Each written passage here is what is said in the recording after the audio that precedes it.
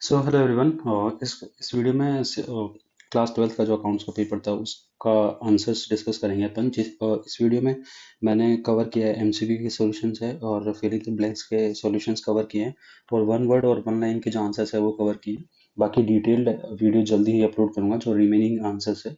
तो अपन स्टार्ट करते हैं जिसमें कि सबसे पहले जो क्वेश्चन है, क्वेश्चन नंबर 1। तो in the absence of partnership deed of profit and loss is divided amongst the partner is, इसका आंसर है बी, इक्वल रेशियो। तो this is the correct answer, B, first में B. Now second question is partnership deed is the agreement between the partners in return. Correct answer is return.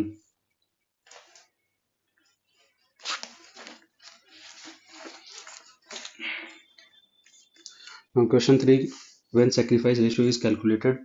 तो इसका जो answer है जब admission होता है partner का तब ये कैलकुलेट किया जाता है। Question number 4, at the time of admission of a new partner increase decrease in the value of asset and liabilities will be return of in the, इसका आंसर है रिवैल्यूएशन अकाउंट। करेक्ट आंसर है C, fourth का। Now fifth question है वो discuss करते हैं। Entry of amount to goodwill bring in cash by new partner is, इसमें cash account debit to new partners capital account, ये इसकी एंट्री होगी। This is C is the correct answer. Sixth में बात करें तो एबीसी पार्टनर्स हैं, profit sharing in the ratio of 2:1। A retires and his share is taken by B and C in the ratio of 3:2। Find the new ratio। तो इसका correct answer है ए। Correct answer है 16/9, 16:9 जो correct जो next answer आएगा। Seventh question की बात करें तो अपन सेवेंथ में, on the retirement of a partner the undistributed profit available in the balance sheet of a firm is distributed among the partners in the ratio of, इसमें है old in the old ratio। correct answer is D। Eighth में अगर अपन बात करें तो in the absence of any information regarding the acquisition of share in profit of retiring disease partner by the remaining partner, it is assume that they will acquire his or her share। इसमें correct answer है ए, old profit sharing ratio, ये correct answer है। Ninth में which of the following is the type of dissolution of a firm, इसमें correct answer है D, all of the above. इसमें dissolution of agreement, compulsory dissolution और dissolution by court. Dissolution तभी होता है जब ये सारे फुलफिल होते हैं। और जो क्वेश्चन 10th है उसमें if a partner took asset on the dissolution of a firm partners capital account will be debited. Correct answer is A, 10th का। 11th में which share holder are called which share holders are called owner of the company. तो इसमें equity share holders आएगा जिसमें कि A correct, A is the correct answer. 12th question में अगर अपन बात करें, A limited purchase a machine of worth 6 lakh from a vendor for its full payment, it is it issued equity shares of 100 each at a premium of 20%। what will be the number of issue shares। तो इसका जो answer है वो होगा D, 5000। जिसमें कि अगर अपन calculation करें तो 6 लाख डिवाइड बाय प्रीमियम पे इशू किया है तो 120 पर शेयर हो गया, तो ये हो गया 5000 रुपीज, सॉरी 5000 शेयर्स। नाउ अगर अपन नेक्स्ट क्वेश्चन को डिस्कस करते हैं 13th यो, which account is to be debited on receive of call in advance. Call in advance के केस में बैंक अकाउंट डेबिट होता है। नाउ नेक्स्ट क्वेश्चन जो है इसमें आपको क्वेश्चन नंबर ये 3-4 क्वेश्चन हैं जो इसमें आपको इसी के साथ में आंसर करने हैं। क्वेश्चन नंबर 14 को अपन डिस्कस करें, टाइप ऑफ सब्सक्रिप्शन। पहले ये क्वेश्चन है, Vishal limited has invited application of 2000 for 2000, 9% debentures हैं, 100 का ईच है, premium 10%, total application money receive at 50 per debenture including premium is 1,50,000। तो the type of subscription is over subscription. 14th का A is the correct answer. 15th में अपन आते हैं तो 15th, how many numbers of application were receive for subscription. 15th का answer है सी। तो इसमें अपन कैलकुलेशन करें 1.5 लाख डिवाइड बाई 30 रुपीज, तो ये 3000 शेयर्स आएंगे। Now next upon the total amount of premium received on application is, total amount of application is receive is 30,000। Next question में अगर हम how much amount will be credited in 9% debentures account on application, तो इसका जो correct answer है वो है 80,000, D. और जो लास्ट क्वेश्चन है वो MCQ का item which is related to cash flow from investing activity is cash sale of fixed asset. This is the correct answer. MCQ part is done from my side. Next upon fill in the blanks discuss करते हैं. Fill in the blanks में the minimum number of partners in a partnership is 2. 2 partners होने चाहिए. एक minimum partnership के लिए 2 partners का होना जरूरी है, वरना वो पार्टनरशिप नहीं होगी. Profit on revaluation account is to be credited in partners in their capital account. After death of a partner, amount payable to him is received by his executor. This is the correct answer. His executor is the correct answer. Now next fourth जो है MCQ, उसमें अपन at the dissolution of partnership firm, debit balance of profit and loss account will be transferred to partners capital account. ये partners capital account में transfer होगा, तो ये correct answer है इसका, partners capital account. Fifth question में अगर अपन बात करते हैं, minimum capital withdrawn in memorandum of association of company is called minimum capital. इसको बोलते हैं अपन authorise capital. So this is correct answer. Authorise capital is correct.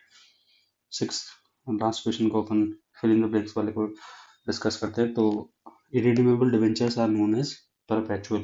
Perpetual मतलब जिनकी कोई फिक्स लाइफ नहीं होती, लाइफ टाइम के लिए होती जिन डिवेंचर्स. नेक्स्ट वन वर्ड वाले अपन आंसर डिस्कस कर रहे हैं, तो कोशिश करूंगा शॉर्ट में कवर करने की. How many types of partnership deed are there, write their names. तो 2 तरह की होती है. एक तो ओरल पार्टनरशिप होती है जो कि, और एक सेकंड होती है रिटन पार्टनरशिप डीड. तो ये आंसर है इसका. Right formula for finding out. Second question, finding out new profit sharing ratio. तो इसमें अपन जो फॉर्मूला बनेगा, old ratio plus minus acquired या जिसने भी सेक्रीफाइस किया है, एक्वायर्ड या जिसने भी सेक्रीफाइस किया है रेशो को नए पार्टनर्स या रिटायरिंग पार्टनर्स की वजह से. तो this is the correct answer. Third में अपन बात करते हैं वन वर्ड वाले में. तो इसका जो आंसर है वो जो नया ratio, find out new ratio निकालना है. इसमें XYZ पार्टनर्स है and sharing profit in 3:2. J admitted by 1/4. J took his share from X and Y in equal ratio. तो इसका करेक्ट आंसर है 9:7:4. मैं ये कैलकुलेट एक्सप्लेन नहीं कर पा रहा बिकॉज वीडियो काफ़ी लंबा हो जाएगा अगर एक एक को एक्सप्लेन करूंगा तो डिटेल में. नेक्स्ट क्वेश्चन फोर्थ है, super profit of a firm is 2500. Normal rate of return is 10%. Find out the value of goodwill by capitalisation of super profit method. तो इसका जो क्वेश्चन जो निकल के आता है वो है 2500 divide by 10% is equal to 25,000 is the correct answer. Value of goodwill. Fifth question, तो इसमें जो नया रेशो निकल के आएगा, ABC पार्टनर्स है, प्रॉफिट रेशो इसमें शेयर कर रहे हैं, B retiring from the firm, B retire हो रहा है, तो इसका नया रेशो निकालना है. तो A और C जो पार्टनर्स है उनका रेशो बचेगा 2:1. सिक्स्थ क्वेश्चन का अगर अपन डिस्कस करते हैं,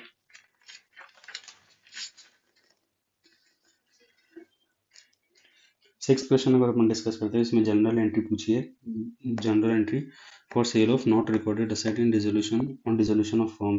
तो कैश अकाउंट या फिर bank account debit to realisation account credit. Right entry for calls in arrear. Calls in arrear की एंट्री अपन लिखते हैं, तो calls in arrear account debit to share capital.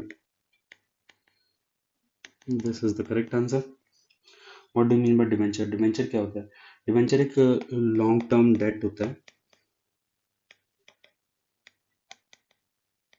Long term debt होता है जो कंपनी इशू करती है, to borrow money, to borrow money at fixed interest rate. This is the best answer. At fixed interest rate. Next, next question है wide names of two current liabilities. Current liabilities एक तो अपने creditors हो गए, creditors, और bills payable, ये अपनी current current liabilities के एग्जांपल है। Now next find the value of current asset from the following information. तो इसका जो करेक्ट आंसर आएगा वो 10 लाख रुपए आएगा, और इसमें छोटी सी कैलकुलेशन भी होगी कि आपको इसमें current asset into current liability का जो कैलकुलेशन करना पड़ेगा 2 इंटू 5 लाख, तो ये 10 लाख रुपए आएगा current asset. Right to item of cash inflow from investing activity. तो इसमें sale of fix asset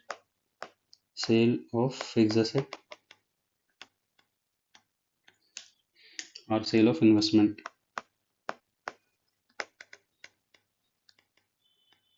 is the correct answer. What does accounting standard 3 relates to? तो ये कैश फ्लो स्टेटमेंट से रिलेट करता है ये। And this is all. और detail video के लिए आप बाकी के रिमेनिंग जो आंसर्स है वो मैं डिटेल वीडियो में डिस्कस करूंगा। Thank you for watching. You can like this, subscribe and share this to your friends. Thank you.